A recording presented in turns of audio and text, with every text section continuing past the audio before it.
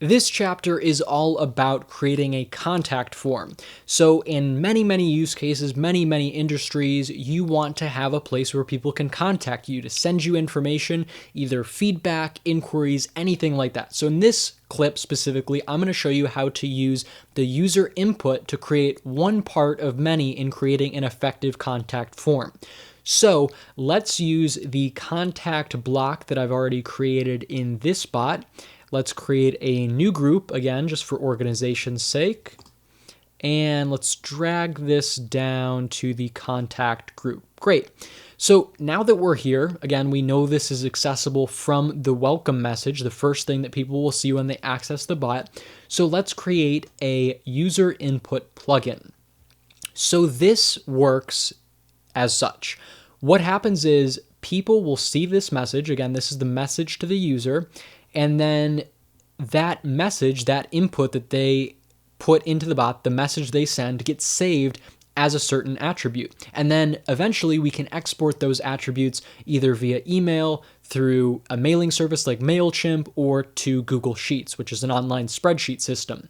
So here's what we'll do. Let's say that we want this to be a catering form. I know I have a catering block, but let's forget about that for the meantime and focus on this being a contact form for catering, okay? So what's the first message that we want to display when a user gets here? Let's say, what date are you interested in getting catering on? So let's simplify that. What date is your event? So we can add that. And for the validation, there are different things. So if we're asking for a phone number, if we're asking for an email, or just a number, which I'll show you in a second. So next, let's say, what is your email? And here we'll do an email validation. So this means that if a user tries to enter something that isn't an email, they'll get an error message. And specifically, if we want to customize more, we can actually edit that error message down here. So the current message, if they're asking for the email, if the bot asks somebody for an email and say they just enter a number like their phone number, what we can do is output an error message saying, please try again, that's not an email. So that's essentially what this default does, but we could change the message if we so choose for more flexibility. So let's move down the list, ask a few more questions. So what date is your event? What is your email? And let's just ask two more questions. How many people are attending? And then what is your phone number? Obviously, these aren't in ideal order, but just for demonstrational purposes, this is what we're working with. And of course, you see all these errors over here because we haven't set up user attributes. But before we do that, let's do some more validation.